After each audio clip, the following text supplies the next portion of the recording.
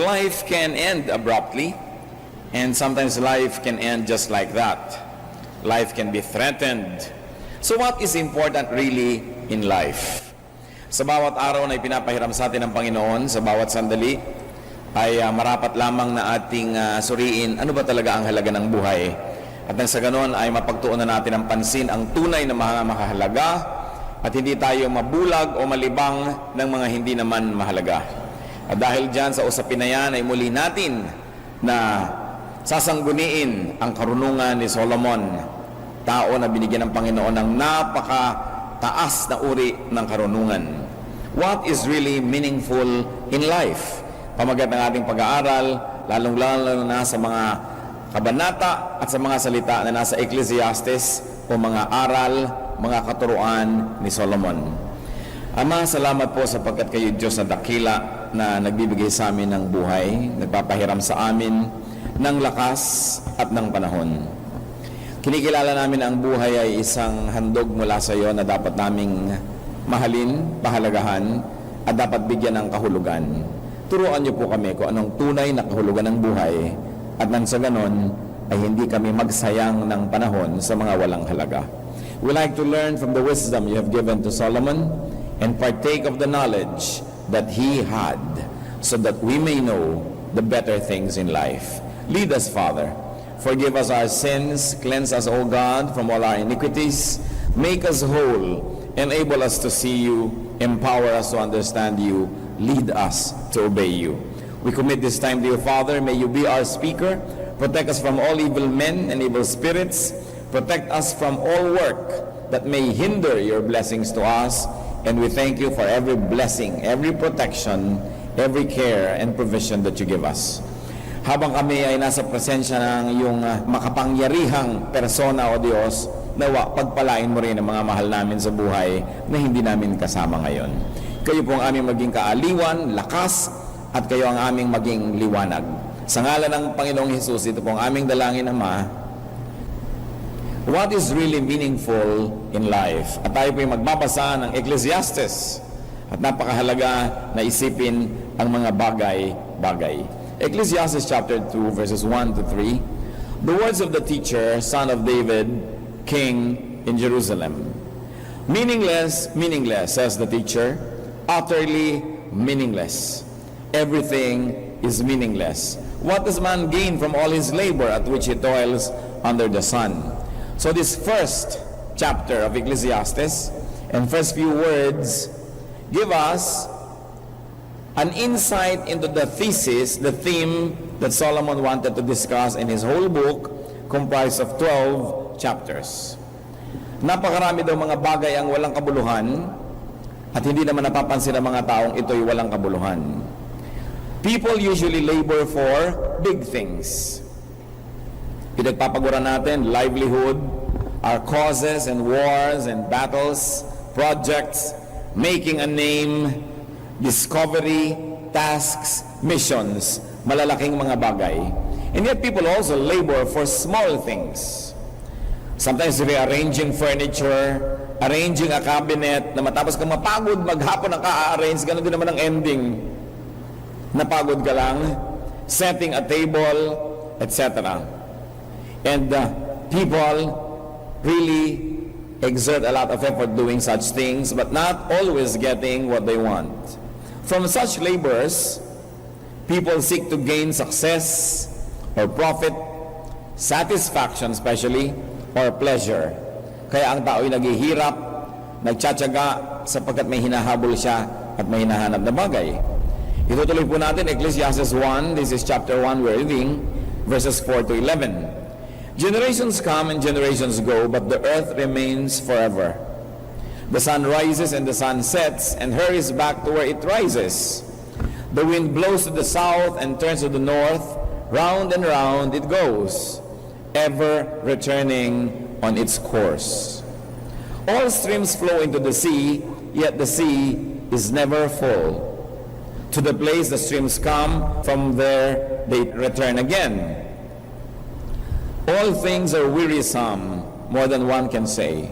The eye never has enough of seeing, nor the ear its fill of hearing. What has been will be again. What has been done will be done again. There is nothing new under the sun. Is there anything of which what can say, look, this is something new. It was here already, long ago. It was here before our time. There is no remembrance of men of old, and even those who are yet to come will not be remembered by those who follow. So ito po ang obserbasyon ni Solomon. Dating at dating ang mga saling lahi, sikat ang araw, lulubog, ikot ng ikot ang hangin, north and south, daloy ng daloy ang ilog, hindi naman napupuno ang dagat, bumabalik din sa pinagmulan niya yung tubig, ikot ng ikot, sabi niya ang lahat ng bagay ay nakakapagod. Pero ang tao naman ay hindi kontento, hindi siya nasisiyahan sa kanyang mga nakikita, kulang pa. Hindi pa sapat ang mga naririnig niya, kulang pa rin. At kahit anong gawin ng tao, paulit-ulit lang ang lahat ng bagay. Alam niyo gano'n, wala naman talagang nababago. Wala namang bago. Kahit pa sabihin mong bago ito, hindi rin, dati na yan. Ngayon mo lang nalamang nandyan, kaya nagmumukha tuloy bago. Wala naman daw mga nakakaalala sa mga taong mga nabuhay noong araw. At kahit yung mga ipapanganak pa, ay wala rin makakaalala sa kanila pagdating ng panahon. So the teacher states that these are meaningless because the earth remains the same. Para ba yung mga pyramids of Egypt, ang tagal ginawa yan, kutakot-takot na proyekto, ayun, disyerto na uli. Yung mga napakaganda ng mga building na ginawa sa South and Central America, ngayon kinain na uli ng gubat. Minsan kahit anong mga projects, minsan may madidiscover ka, remains of an ancient civilization na dati mga cities, mga urban centers, na wala na, nalimutan na, puro na lamang wilderness. Bumabalik din sa dati. At ano pa? Sabi niya, toil is tiring. Nakakapagod lang ang trabaho. Ang ending, ganun din. People are never satisfied. And nothing is really new. Even new discoveries and inventions are still based on old truths and old basics. May nare-rearrange lang, kaya parang may na-invento, pero lahat ng prinsipyo noon, physical, chemical, electrical, nandun na nung palang nilikha ang mundo. So wala naman talagang bago. At sabi niya, kayo nagpapagod na maging sikat, magkaroon ng pangalan, maging dakila. Even achievers won't really be remembered. Gano'ng karami sa atin halimbawa nakakatanda pa kay Rogelio de la Rosa. Natatandaan pa ba natin halimbawa kahit very recently, Charito Solis, konti na lang nakakatanda nun. Samantalang napakatagal nila mga sikat. Sino nakakatanda kay Mona Sulaiman? Dating napakabilis tumakbo ng mga mid-60s. Natatandaan pa ba natin si Pancho Villa na isang dating champion ng boxing? Kahit ka maging dakila, nalilimutan ka rin. So, pag pinag-isip-isip natin ito, ano ang meaningless? Toil is meaningless when it aims to change the earth. Because it will not. Ang daigdig rin ang mangingibabaw pagdating ng panahon. Kahit ang mga itinatayong syudad ay ginugupo ng panahon, nabubulok, natatabunan uli ng dagat o ng kagubatan. Toil is meaningless when it aims to defy time, to defy the seasons and life cycles. Kasi hindi ka magwawagi kahit ano pang gawin mo. Kaya tinitingnan nyo po yung mga ilog na pinipilit na pigilin ng tao, nilalagyan ng mga dam. Sandali lang yun. Dumadating ang mga bagyo, dumadating ang mga kalamidad na biglang nagigiba uli yung mga dam na yun at yung mga ilog uli ang nasusunod kung saan nila gusto magpunta at kung anong gusto nilang gawin sa buhay nila. Sabi, baliwala na pilitin mong labanan ang kalikasan, labanan ang nandyan at nakatakda. Toil is meaningless when it aims for completion or satisfaction, because man will never be satisfied. Kung tayo nagpapagod dahil sa mo, ito ang magbibigay sa akin ng kasiyahan, sayang lang ang pagod mo dahil hindi ka rin masisiyahan. Sabi, the eye never has enough of seeing, nor the ear its fill of hearing. And toil is meaningless when it aims for immortality. Gusto mong maalala ka habang panahon? Di rin yan mangyayari. Konting-konti lang ang naaalala. Baka nga sa buong Pilipinas, yung naaalala nating mga mahigit 100 taon na ang buhay nila, konting-konti lang, si Jose Rizal, si Andres Bonifacio, pero ang konti pa rin ang alam natin tungkol sa kanila. Gano'ng karami ang maaalala. So sabi, kung nagpapagod ka para ka lang maging sumikat, ay walang mangyayari pa. Sayang lang yung pagod mo, huwag ka na magpagod. Kasi makakalimutan ka rin, maaalala ka lang sandali. Mga artista nga ngayon, hindi ba kilala mo lang isang linggo o 2 linggo dahil sa susunod na linggo may iba na namang artista. So, you're as good as your last performance. Hindi naman sa mga masama na magpasikat o pasikatin mo ang sarili mo, maging hanap buhay mo yan. Pero kung hinahanap mo talaga yung matagal na pagiging sikat, matagal na satisfaction, ay mabibigo ka lang. Sinasabi ni Solomon, it is meaningless. Kahit nga yung pagkabusog, kumain ka ng pagkarami-rami sa eat all you can, talagang mangsulitin mo ang lahat, pati tapon ng mga bote kainin mo.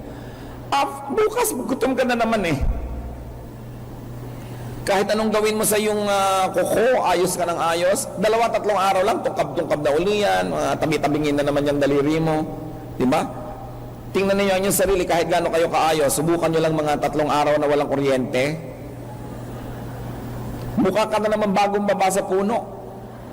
High maintenance sa mga bagay na sabi ko, ang hinahanap ninyo, yan ako walang mangyayari. Yung gusto mo yung bata, laging malinis, dudumi yan. Yung bahay mo, kahit anong gawin mo, ayos, gugulo yan. Sabi, huwag mong patayin ang sarili mo sa mga bagay na di naman talaga nagtatagal at walang katuturan. So mga kapatid, tayo po ang dapat mag-isip kung anong application nito sa ating buhay. Ano mga pinaggagawa natin na ginagawa natin para tayo maging bida, maging sikat, maging malakas, maging ganito. Hindi rin yun na magiging ending nun. Mabubura rin yun.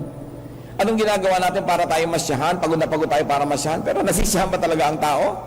Honey, mag-abroad ka naman kahit 2-3 taon lang para makabayad tayo ng utang. O nag-abroad. Nung nakabayad na ng utang, uy, meron palang ano dito, mahuhulugang lote.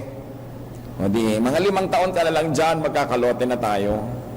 So syempre, pagkatapos ng lote, tatayuan mo ng bahay. At dahil yung loteng nabili, kasing layo ng bundok, tralala, kailangan mo ngayon ng kotse. So mga 3 taon pa, magkakakotse na tayo. Hindi na makakauwi yan nag-abroad. Hindi na, hanggang hindi bangkay. No? Tapos kahit gano'ng katagal yan nag-abroad, pag uwi, mga 2-3 taon lang, wala na uli. Ubos na naman ang alahas ni Mrs., wala na naman ang mga kuno-ano, liba na lang talaga mahusay. So wala rin ang ending niya, naghihiwalay pa yung mag-asawa. Tumatanda lang na magkalayo. Lumalaki lang mga bata na hindi nakakasama ang mga magulang. Ang point is, if you have to go abroad to really survive, you must set limits. Dahil hindi ka na masasatisfy kahit kailan. Pag sinabi natin, uy, nakasave na ako ng ganito kalaki, pero wow, pagka 2 taon pa, ganito pa yung masasave natin. Talagang hindi ka na makakawi. So don't do anything and don't work too hard to be satisfied. Because at the end of the day, you will never be satisfied anyway. Kung gusto makipagtalo kayo kay Solomon, the wisest man that ever walked the face of the earth. Sabi niya, no, there is no satisfaction in life. Kaya mga tao, hindi ako satisfied. Welcome to the club. Akala mo ba may taong satisfied? Lagit-lagi may kulang. Subukan nyo kumain sa restaurant, kahit ang ganda-ganda ng in-order nyo, pagtingin nyo sa mesa ng iba, mukhang mas masarap ang in-order nila. Laging mukhang mas masarap yung pagkain sa kabilang mesa. No? Laging ganon. The sun shines brighter on the other side. So dapat tinitiyak natin, hindi natin yan ang hinahabol kasi yun ang hangin na hinahabol, hindi mo inaabutan kahit kailan. And Solomon also used his power, as we can read in Ecclesiastes 1:12-15. I, the teacher, was king over Israel in Jerusalem. I devoted myself to study and to explore by wisdom all that is done under heaven. What a heavy burden God has laid on men. I have seen all the things that are done under the sun. All of them are meaningless, a chasing after the wind. What is twisted cannot be straightened. What is lacking cannot be counted. So here, using his power, and Solomon used his power very wisely by studying life. Dahil hari, may oras, may pera, pwedeng umupa ng mga tutor, ng mga consultant, mag-research, at malaya siyang gawin ang gagawin niya. Yan ang marunong na tao. Ginamit ang karunungan para mag-aral. Ginamit ang kapangyarihan para mag-aral. Kasi kung meron kayong kapangyarihan, halimbawa, anong gagawin niyo mga kapatid?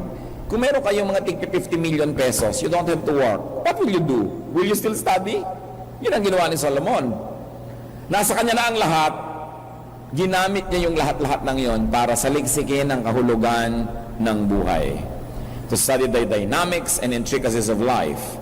And the teacher concluded, after much study, that God has laid a heavy burden on men and that all things done in life are meaningless. Sabi niya, napakabigat ng ipinataw na pasan ng Diyos sa tao. And why meaningless? Partly, as already we have stated, meaningless yung paghahanap ng satisfaction. Hindi nangyayari yon. Yung paghahanap ng immortality, ng fame, hindi yun talaga mangyayari at hindi mangyayari ng matagal. And meaningless because no great change can be accomplished anyway. Sabi nga sa Bible, can a leopard change its spots? Yan na yan. Papagurin mo lang ang sarili mong piliting baguhin ng mga bagay, samantalang pwede mo nalang enjoyin. What is twisted cannot be straightened. What is lacking cannot be counted. And why is life a heavy burden from God? Probably because God made His Spirit, which is great, reside in flesh, which is weak. Kaya napakabigat ng kalagayan ng tao, sapagkat ang kanyang pagkalupa ay humihila sa kanya pababa sa lupa at ang Espiritong ibinigay sa kanya Diyos ay humihila sa kanya pataas. Lagi siyang may pagdadalawang loob, lagi siyang may pagtatalo ng isip, at bihirang-bihira na totally pinaniniwalaan niya ang ginagawa niya. May ginagawa siyang mali pero hindi siya naniniwala doon, pero nag-enjoy siyang gawin yon. Meron siyang gustong tama, hindi niya magawa, at iba ang nagagawa niya. Laging nahahati ang loob, because man will aspire for great things, but his earthly nature will limit him. So marahil ay sinasabi rin ni Solomon, kung gusto niyo maging talagang great, mabibigo lang kayo. Why don't you just be good? Napakaraming tao isinasangla ang kaluluwa sa impyerno, maging sikat lang, maging dakila, maging malaking tao, maging mayaman, maging makapangyarihan. And at the end of the day, nalulungkot din naman yung nasa palasyo. Nalulungkot din yung maraming pera. Nalulungkot din yung maraming pagkain. Sabi niya, huwag niyong pag-aksaya ng panahon yan. Papunta pa lang kayo, pauwi na ako. Meron pa bang yayaman kaysa sa akin? Sabi ni Solomon, mas magiging marunong kaysa sa akin? Mas magiging makapangyarihan kaysa sa akin? Ako na lahat yan. So makinig na lang kayo sa akin. Papunta pa lang kayo, pauwi na ako. Walang kwenta ang mga pinagsisikapan nyo. Ecclesiastes 1:16-18. I thought to myself, look, I have grown and increased in wisdom more than anyone who has ruled over Jerusalem before me. I have experienced much of wisdom and knowledge. Then I applied myself to the understanding of wisdom and also of madness and folly. But I learned that this too is a chasing after the wind. For with much wisdom comes much sorrow. The more knowledge, the more grief. Sabi niya, o sige, nagpakarunong-runong na ako. At alam niyo, na-discover ko, ang habang rumurunong ang tao, lalo lang siyang lumulungkot. Sapagkat napakarami mong nalalaman na nakakalungkot naman talaga. So Solomon could credibly make conclusions about life because he has reached the farthest in terms of knowledge. Also in terms of applying knowledge and wisdom more than his predecessors. At sa pamamagitan ng paghahanap ng kahulugan ng buhay, sinikap din niyang unawain ang kahangalan, ang mga kaululan ng buhay. Sabi niya, I also tried madness and folly. So, hindi mo masasabing, one track mind ka lang naman, isa lang ang naranasan mo. Sabi niya, sinuri ko rin ang lahat ng bagay na yan. Bagamat hindi naman ako iniwan ng aking katinoan, pero sinuri ko ang lahat ng uri rin ng mga kahangalan. At sasabihin ko sa inyo, pareho rin ang karunungan ng kahangalan. Wala rin inuuwing mabuti yan. From such enterprises, Solomon learned that it was also meaningless. It was also burdensome because wisdom brings sorrow. The more knowledge, the more grief. Kita nyo, yung wala kayong kamalay-malay sa ginagawa ng asawa nyo, masaya kayo. Nung umpisa nung nalaman nyo mga pinaggagawang himala, lulungkot na kayo. Kaya sabi, better by far you should forget and smile than that you should remember and be sad.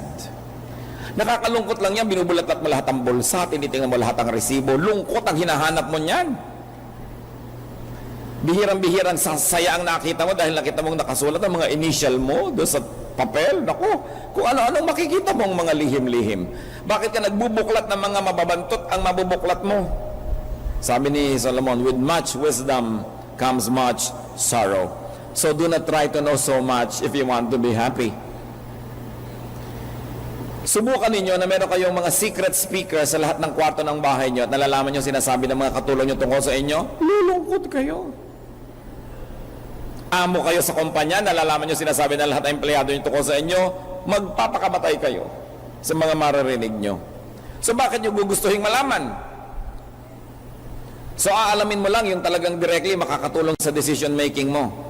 But do not try to know what people tell about you, what they say about you, what they think of you, dahil mas marami ang ikalulungkot kaysa ikasisiya. Ecclesiastes 2 verses 1 to 8. I thought in my heart, come now, I will test you with pleasure to find out what is good.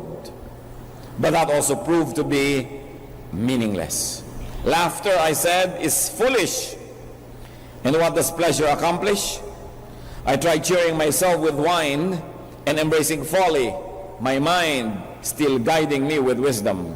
I wanted to see what was worthwhile for men to do under heaven during the few days of their lives. Sa inyo maiksi ang buhay, gusto kong malaman kung ano ba talagang dapat nagagawa bago ka mamatay. So sinubukan ko rin ang mga kahangalan, ang mga kalokohan sa buhay. Pero hindi ako lubos na nagpakahakal, sabi niya. My mind was still guiding me. Inaalam ko lang yan para malaman ko. Pero hindi ako talaga nagpakahangal-hangal. Sabi niya, wala rin katuturan. Iniba ko naman ang style ko. Verse 4, I undertook great projects. I built houses for myself and planted vineyards. I made gardens and parks and planted all kinds of fruit trees in them. I made reservoirs to water groves of flourishing trees. I bought male and female slaves and had other slaves who were born in my house. I also owned more herds and flocks than anyone in Jerusalem before me. I amassed silver and gold for myself and the treasure of kings and provinces. I acquired men and women singers and a harem as well, the delights of the heart of man. Sa niya, ginawa ko na lahat yan. I've seen them all, I've done them all. Sinubukan ko rin yung mga alak, sinubukan ko kasiyahan, sinubukan ko. To understand life, Solomon also tried pleasure, laughter, wine. He tried folly. He also did great projects, construction, agriculture, beautification, acquisition, the arts, music, musicians. Lahat ng pwedeng hilingin sa buhay. Ecclesiastes 2, 9 to 11, anong nangyari sa kanya? I became greater by far than anyone in Jerusalem before me. In all this, wisdom stayed with me. I denied myself nothing my eyes desired. I refused my heart no pleasure. My heart took delight in all my work, and this was the reward for all my labor. Yet, when I surveyed all that my hands had done and what I had toiled to achieve, everything was meaningless. A chasing after the wind, nothing was gained under the sun. Sa inyo, tambak-tambak na mga ginto, mga pilak, inipon ko. Talaga namang legendary ang kayamanan ni Solomon kahit sa history. Hindi lang sa Bible, kahit sa secular history. Napakaraming kumukonsulta sa kanya. Napakarami niyang mga kayamanan. Lahat-lahat. At napakarami niyang asawa. Libo-libo. Sabi niya, lahat yan, ako, sinasabi ko sa inyo, papunta pa lang talaga kayo, pauwi na ako, at kahit anong gawin niyo, hindi niyo mararating ang narating ko. Sabi niya, Solomon went to the max in his quest, in his search. And he concluded that nothing changed in the world. Nothing changed inside of him. Everything was meaningless. Naalaman niya na kahit nag-agriculture siya, yung halaman na kinuha niya doon sa kabila, itinanim lang niya dito, wala naman talaga nadagdag na halaman sa planeta. Nagpagawa siya ng mga kanal, ng mga ipunan ng tubig, at nadalaw ko ang mga ibang ipunan ng tubig niyang si Solomon, sa outside of Jerusalem, ang lalaking mga parang pool, ipunan niya ng tubig para kahit summer, meron siyang pandilig. Pero sabi niya, wala naman ako naidagdag di isang patak na tubig dito sa planeta. Inilipat ko lang, wala doon sa kabila, inilagay ko lang dito. At kung kayo mahilig mag-acquire, mga kapatid, ganun yun. Ang hiling nyo sa halaman, binili nyo lang doon sa Bulacan Garden, inilipat nyo sa bahay nyo, nagkagastos pa kayo, wala naman talaga nadagdag na halaman sa planeta. Natuyo pa yung nagpunta sa inyo. Ang dami-dami yung mga ginto, nakuha nyo mula sa tindahan, napunta sa inyong cabinet, pero wala namang nadagdag na ginto sa planeta dahil yung tindahan, kinuha lang niya yun sa mga naggumawa nun, yung gumawa nun, kinuha lang yun sa mina. Wala naman talaga nadagdag, kapalipat-lipat lang. So mahilig ka magkolekta ng antik, ng aparador, ng mga elepante, kampana. Wala naman talaga nadadagdag dito sa buhay. Kaya sabi niya, there is nothing changed. Nothing changed in the world. So don't call it an accomplishment. Gumawa ka ng building pero kinuha mo lang yung mga bato-bato doon sa quarry, lumipat lang yung bato, lumipat lang yung semento, lumipat lang yung bakal, nagpunta lang doon. Wala ka naman talaga na idagdag. Sabi niya, kaya don't think of yourself as great. Sabi niya, I'm getting desperate. Ano pa kaya ang magpapasaya sa akin? So Ecclesiastes 2:12-16. Then I turned my thoughts to consider wisdom and also madness and folly. What more can the king's successor do than what has already been done? I saw that wisdom is better than folly, just as light is better than darkness. The wise man has eyes in his head, while the fool walks in the darkness. But I came to realize that the same fate overtakes them both. Then I thought in my heart, the fate of the fool will overtake me also. What then do I gain by being wise? I said in my heart. This too is meaningless. For the wise man, like the fool, will not be long remembered. In days to come, both will be forgotten. Like the fool, the wise man too must die. Sa niyan mo, talagang pinakaiba ng marunong at mangmang, pareho rin niyang mamamatay. Kumisa nga, mas mahaba pa yung buhay ng mangmang. So he further concluded that while it is better to be wise than foolish, wisdom is also meaningless, as both the wise and the foolish will die. Ano naging bunga sa kanya ng mga kabiguan na ito ng paghahanap? Ecclesiastes 2:17-23.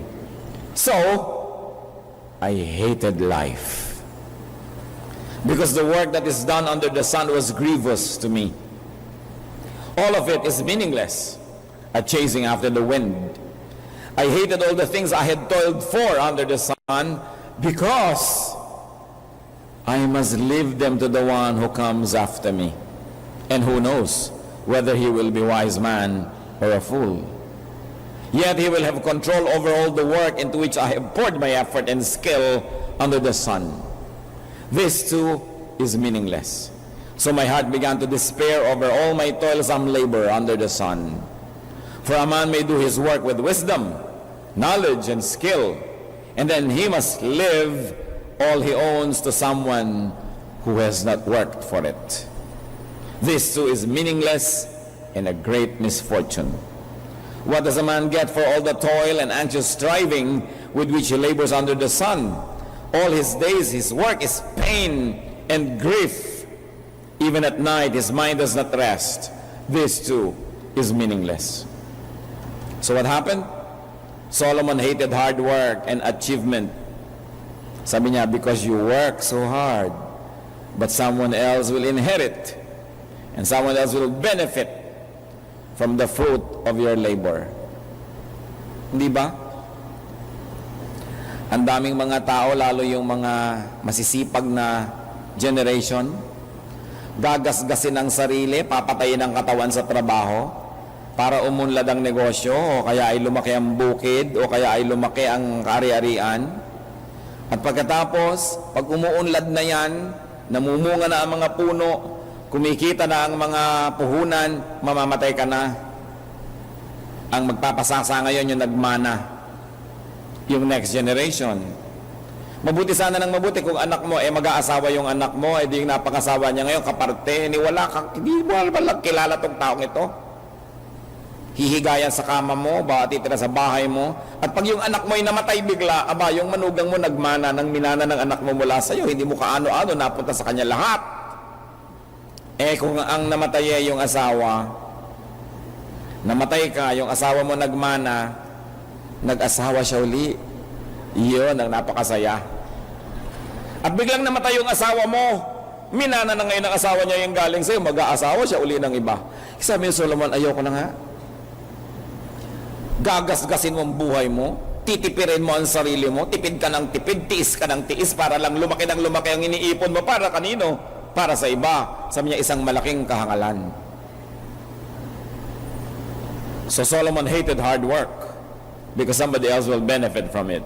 Someone who did not work for it, and probably that someone will be foolish. Probably somebody you don't even know. Magsisikap kang mabuti, palalakihin mong negosyo, halos hindi ka kumain ng masarap, halos hindi ka magbihis ng maganda, mapapalaki mong negosyo, ang mga anak mo ngayon lalaki na maluwag ang buhay, may pagmamahal sa iyo, kaya may malasakit pa sa ipinundar mo. Pero ang mga anak mo yung magkakaanak, yung mga apo mong di ka nakilala, picture na lang, ibebenta nila lahat yan. One generation puts it up, the second generation enjoys it, the third generation sells it.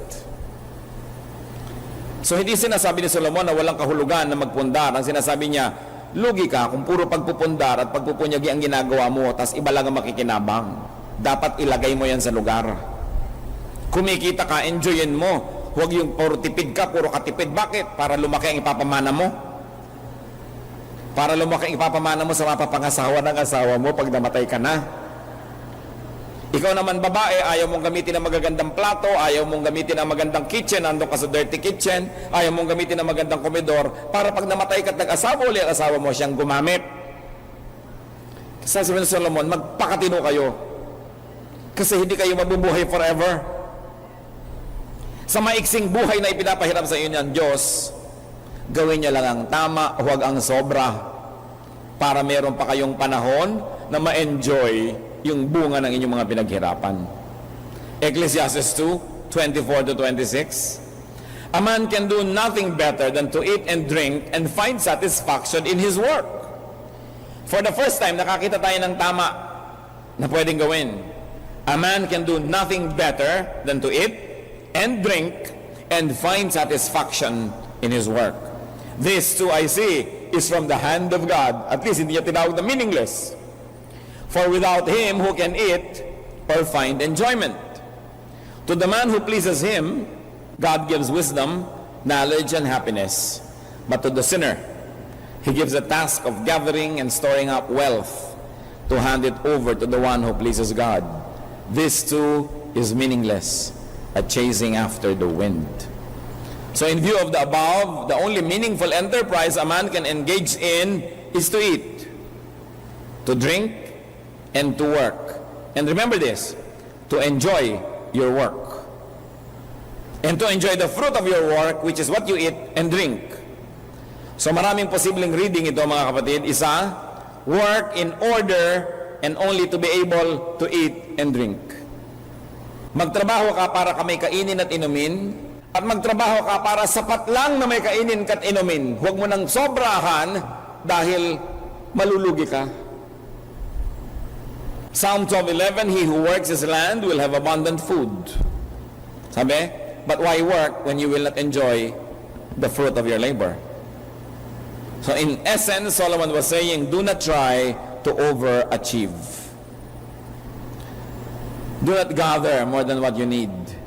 At kahit noon sa disyerto, ang mga Israelita ay pinapaulanan ng mana, kakainin nila ang utos, Exodus 16:4 and 16. Then the Lord said to Moses, I will rain down bread from heaven for you. The people are to go out each day and gather enough food for that day. Each one is to gather as much as he needs. So uulan ng pagkain, kukuha ka lang ng kailangan mo para sa araw na yon. Yung mga iba, sakim, kumuha sila ng higit sa kailangan nila. Ano nangyari? Nabulok ang kinuha nila. Kasi ang bilin lang, kunin mo lang yung kailangan mo.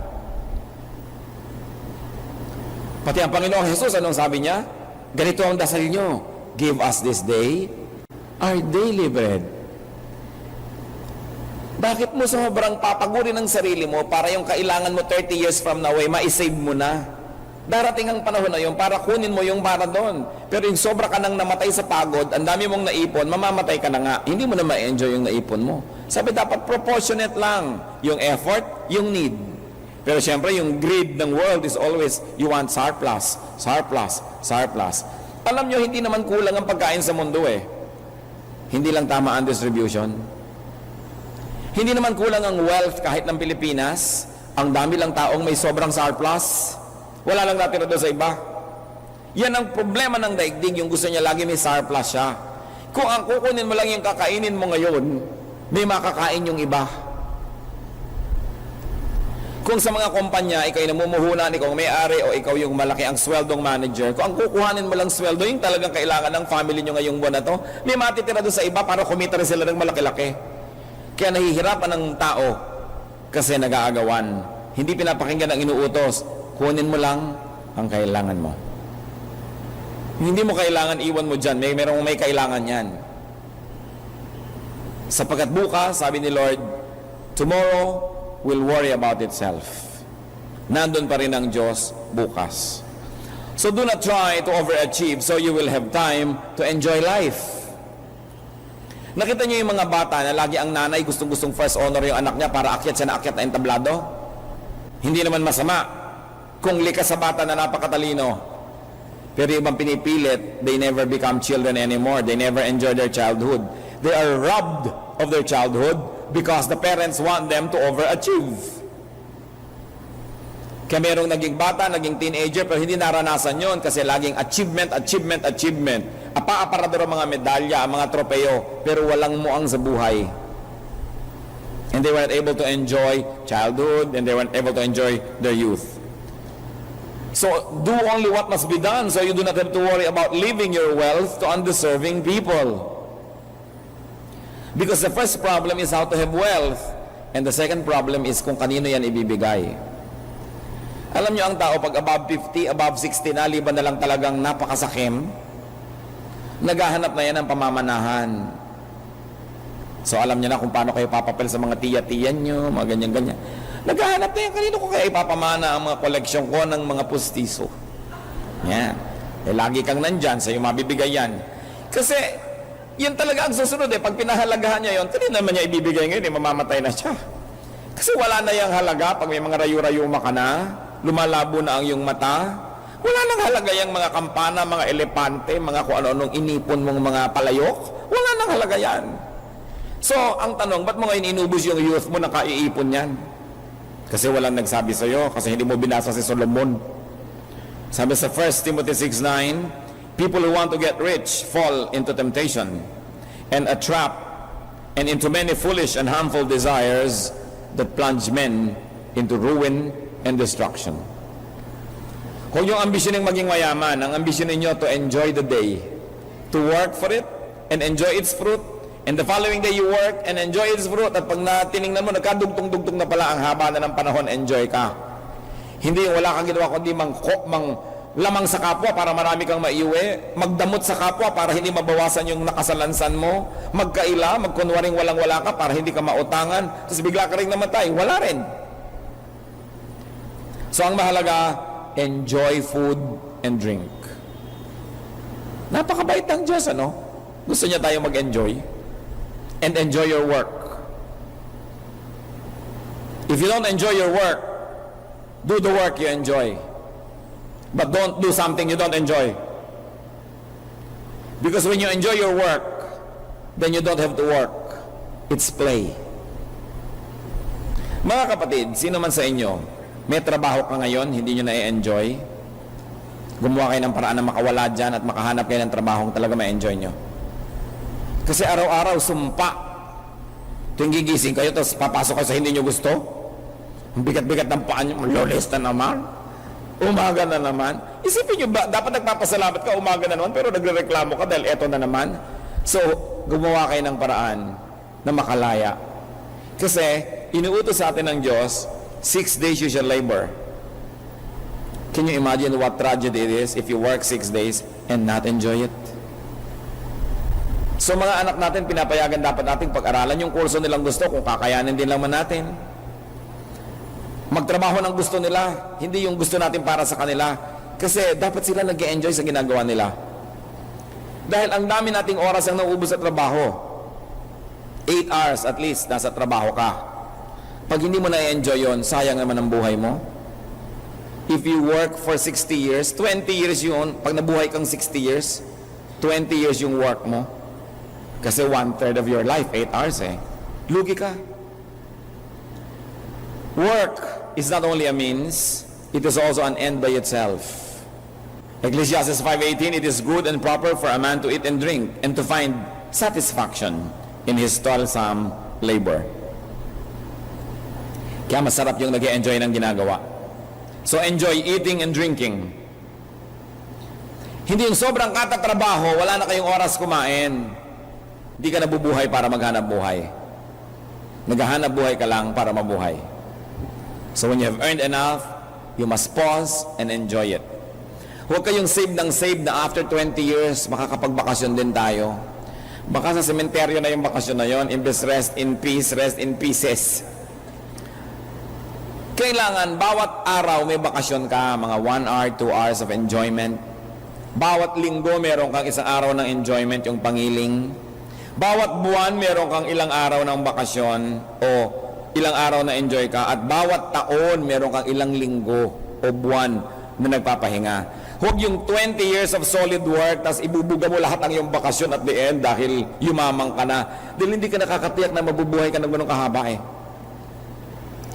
Everyday dapat meron kang trabaho, meron kang kain, meron kang iniinom, meron kang pahinga. All in one day. Because you don't know if you will live again another day. Hindi tayo dapat maging mayabang na saka na natin i-enjoyin. Parang tinitiyak natin mabubuhay nga tayo. So ang Panginoong Jesus, diyan siya napulaan ng maraming tao dahil siya ay laging kumakain at laging nasa kainan. Luke 7:34, the Son of Man came eating and drinking, and you say he is a glutton and a drunkard. Ganoon, sinasabi nyo lasengko siya at matakaw. Kasi lagi siyang nakikitang kumakain. Yung masakaw at yung pangit na salita, yun yung judgment sa kanya ng iba. But what gave them the reason? Because he was always joining dinners. And when one enjoys the fruit of his honest labor, God is pleased. So pag kumakain ka dahil yun ay dapat mong magawin, dahil premyo yun ang iyong pagsisikap, ikinatutuwayan ng Diyos, hindi siya nagagalit. Ang masama yung enjoy ka ng enjoy kasi hindi ka nagtatrabaho. And God is pleased with people who know how to enjoy His gift of work and His gift of food and drink. And remember, do not treat food like poison. Yung mga iba naman kasi sa inyo, nagpapapayat o nag-diet, pag hinainan mo na masarap, naku, napahirap sa akin yan. Para mong akala mo, hinainan mo na laso. Huwag yung pinipintasan ng pagkain. Masamang pinipintasan ng pagkain. Kahit, ay, wala namang kwenta ang pagkain to, walang lasa. Don't say it with your lips. Blessing ang pagkain. Yung nagpapapayat ka, hinainan ka ng masarap, naku, ilayo mo sa akin yan. Baka nga lumayo sa inyo pagkain forever, kayong habol lang habol, pagkain, nasan ka na? Huwag maarte. Ipagpasalamat ang pagkain dahil yan ay gift ng Diyos, although ilagay sa lugar. Look, God's first assignment to man was work. Diba, si Adan at si Eva, ano una sinabi niya? Alagaan niyo yung garden na yan, work. At ang unang privilege na ibinigay na ng Diyos sa tao, food. The first privilege given to man was food. Sabi niya, ito lahat, kainin niyo. So mahalaga sa Diyos yung work at food. Yun ang kauna-unahang inilagay niya na ginagawa ng tao, magtatrabaho at kakain. So yung pamilya, dapat may oras kayong kumakain, magkakasama, nagkukwentuhan, masaya. Hindi yung lagi nalang nag-aapura. No? Binibigyan natin ng panahon, kumakain tayo kasabay ng ating mga kaibigan, nakikipagkape ka o nakikipagtsa, kasabay ng yung mga kakilala. Put it in your schedule. No? Kasi yun ang pagpapasabi mo sa Diyos na, Lord, nagpapasalamat ako sa binigay niyo sa akin na pagkain, gana, at freedom. While I am enjoying this, I am worshiping you because I am doing this to praise you and to thank you because you're so nice and you're so good. So dapat nating alalahanin. Mahaba pa po ang Ecclesiastes. Nakakadalawang chapter pa lang tayo. But so far, we can make a few tentative conclusions. What is meaningful in life? First of all, let's start with what is not. What is not meaningful in life? Greatness is not meaningful. Grand projects, not meaningful. Monumental accomplishments, not meaningful. But simple and honest work that brings manageable and personal pleasures, they are meaningful. At nakita niyo ang kabaitan ng Diyos na ang tunay na meaningful, maliliit na bagay para lahat ng tao, tulad mo, tulad ko, affordable sa atin yon. Hindi naman tayo lahat makakagawa ng monumento. Hindi tayo lahat mananalo ng mga acting awards. So hindi yun ang ginawang meaningful. Kundi uupo ka, kakain ka, nag-enjoy ka. Yun. Sabi niya, that is life. No? So yung kayo mag-asawa, nakaupo sa balde, kumukuya-kuyakoy, umiinom ng 3-in-1 coffee, natatawa kayo, that is life. Huwag na kayo mag-isipan na nandun pa kayo sa kung mga 5-star na mga mahal, kung hindi nyo naman afford. Ang mahalaga, ganon din yun ang kape, yung 500 pisong kape at saka yung 3-in-1, kape din yun. No? Pareho lang yun. No? So, bihisan mo lang yung tasa mo, lagyan mo ng konting ganito, huwag mo namang iniinom sa latang bulok. Kahit dilis ang kinakain mo o mga kung ano-ano, kortehan mo naman ng konti ang kamatis, artihan mo para masaya. Celebrate life. No? May konti kang kama pero laging bagong almirol o ang bango-bango ng yung pangtakip pa dyan, kahit dalawa lang yun na palit ng palit, you enjoy it. Salamat sa Diyos. At salamat sinasabi ni Solomon, ang tunay na mahalaga ay kaya natin lahat ma-afford. To eat, to drink, to have fun, to live, to work. That is what is meaningful. Huwag kayong mag-iinggit doon sa mga malalaki masyado ang mga accomplishment. I like to end with a little story. I had a friend who has always been wealthy. Yung mga mga family nila, may minana pa, mga negosyante, may yaman. And then, when I was going to Saudi Arabia in 1984, I did not know I wanted to go. I had a good thing to do. My life was all right. But I wanted to go. So, pinipigil ako ng mga kaibigan ko. Then, minsan, isang despedida, kinausap ako ng isa, sabi, bakit ka ba alis? Is it about money? Sabi ko, bakit? If it's money, ano ngayon? Sabi niya, nagkausap-usap kami ng mga friends natin that if it's about money, whatever you will get there will give you times 4. Just stay here in Manila because we like you here. After all, you do things for our companies, consultant ka naman namin, so we'll give you times 4. I was so flattered. I said, wow, my friends are outbuying me. No? I mean, they're outbidding my Arab friends. But sabi ko, salamat, but it's really not money. But thank you. But I really have to go. At alam nyo, the rest is history. Doon na born ang day by day. Bible study, Bible study, Bible study na naging day by day, na naging ganyan-ganyan. Kaya pala ako nagpunta doon sa Saudi Arabia na yun. Nung umuwi ako dito, 5 years later, sapagkat yung 5 years na yun na nandun ako sa Saudi Arabia, hindi kami nagkita.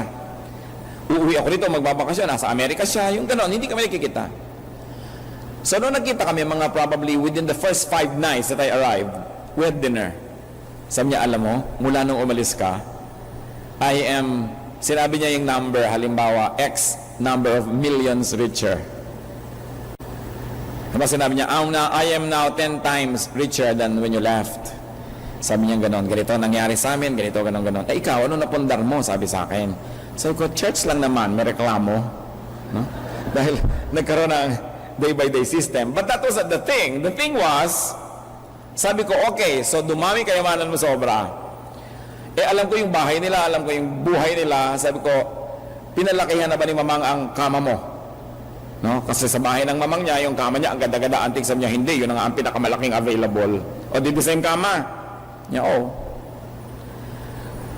Dinagdagan mo na ba ang kotse mo? Sabi, hindi, 2 kasya na, tsaka may company cars pa kami. Hindi ko lang pwede gamitin sabay-sabay kahit marami. Okay. Eh, lumaki na ba ang kinakain mong steak ngayon? Hindi, binawasan ko pa nga dahil alam mo na, tumatanda na tayo. Sabi niya ganon. Eh, anong nadagdag sa buhay mo? Ang kinakain mo palang kanil, lumiit pa. Yung kama mo, the same. Ang kotse mo, hindi naman nadagdagan. Eh ano ngayon ang idinagdag sa buhay mo nung dagdag na kayamanan? Tapos hinahabol pa sila ng maraming gusto silang kidnapin. At sila ay hinihinga ng buwis kung saan-saan ang lahat ng uri ng gobyerno ng Pilipinas. Ang dami nila naging problema dahil sobra sila naging visible. Dumami ang problema, hindi naman dumami ang kinakain, hindi naman nilakihan yung kama. So what's the point in having more? Merong kailangan mo na minimum para ka magkaroon ng masayang buhay. pero hindi mo kailangan abutin yung maximum dahil hindi yun naaabot kahit kailan. At more doesn't mean more. Pag meron ka na nung sapat para nabubuhay ka, nagagawa mo naman yung gusto mong gawin, pinag-iipunan mo yung ibang medyo malaki-laking gastusin, yun na yung buhay. Ngayon, kung bibigyan ka ni Lord ng maraming dagdag na hindi mo ibinebenta ang kaluluwa mo, hindi mo pinapatay ang katawan mo, hindi mo na nanakawan ng oras ang pamilya mo at hindi na kayo nagkikita, hindi ka nagiging ganid, edi bonus. Pero kung kailangan maging ganid ka, mawalan ka na ng oras sa pamilya, hindi ka na nagkaroon ng tunay na buhay, naging maramot ka na, what's the point? Sabi niya, that's meaningless. At in fact, sabi niya later, as the goods increase, so do those who consume them. Subukan ninyo, kung maliit ang kita nyo, nagkakasya. Kasi hindi kayo napapansin ng mga kamag-anak. Subukan yung lumaki. Mapapansin kayo na lahat ng kamag-anak, matutuntong kayo ng lahat ng yan. Ang ending nyo rin, wala.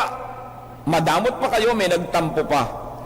Ang pinakamasarap sa buhay, yung may konti kang pera sa bulsa, nakakabili-bili ka, nakakakain-kain ka, pero hindi ka napapansin ng mga kidnapper. Wala ka sa listahan ng mga hold-upper, hindi ka napagkakamalang mayaman, malaya ka, yun ang masaya. And everybody can have it. Subukan nyo, meron kayong mga suot ng lalaking mga kwentos, hawak-hawak nyo kanya pag may kasalubong kayo dahil mga baka kayo agawan. No? Natatakot ka. Because the problem with wealth is that many people like it. Magkakaproblema ka. So what is meaningful? By now, napag-isip na natin yan. Patuloy po natin pag-aaralan ng Ecclesiastes at nais nating matuto pa kay Solomon, bagamat alam na naman natin yan, hindi naman bago. Pero sabi nga ng matatanda, ang paalala ay gamot sa taong nakalilimot. It's not important to be great. It's just important to have little fun with some people who matter to you. You don't need to be known by everybody. Nakita niyo mga artistang kilalang-kilala, nagsusuot ng malalaking salamin para wag makilala. Mahirap yan kilala. Akala niyo gusto niyo maging sikat? Yung pagiging sikat, hinahangad lang ng hindi sikat. Tingnan niyo yung mga sikat, laging nagtatago. At ang pera, tatandaan niyo, mahalaga lang sa walang pera. Pag may pera na kayo, may iba na naman kayong hinahanap. Hindi yan natatapos. So, simple and honest work brings manageable personal pleasures. This is a gift from God. Huwag niyong isumpa ang buhay niyo kung hindi kayo sikat at hindi kayo mayaman at hindi kayo kilala. Ang regalo ng Diyos sa inyo, yung mga simpleng bagay para madaling maabot. Stick to what is really meaningful. Heavenly Father, we thank you sa mga paalala niyo sa amin. Salamat kung paminsan-minsan ay sobra sa pangangailangan namin ang binibigay nyo. At salamat kung mga panahon na parang kulang-kulang, natututo kami maging resourceful, natututo kaming lumapit sa inyo at umasa sa inyo, at higit sa lahat, natututo kaming maramdaman ang nararamdaman ng maraming kapuspalad. Nawa, Panginoon, bawat kahirapan na pinapayagan yung maranasan namin, ang maging bunga sa amin ay isang pusong marunong umunawa sa mga naghihirap. At nawa sa bawat biyayang ibinibigay nyo na lampas sa aming pangangailangan, matuto kaming lumingap din ng kapwa. Turo mo sa amin. Manahimik tayo sandali mga kapatid, yumuko sa presensya ng Diyos at humingi ng personal lesson ngayong sa mensaheng ito. Surely, there is a personal application for each one of us. Be alone with God for a while and listen to His voice.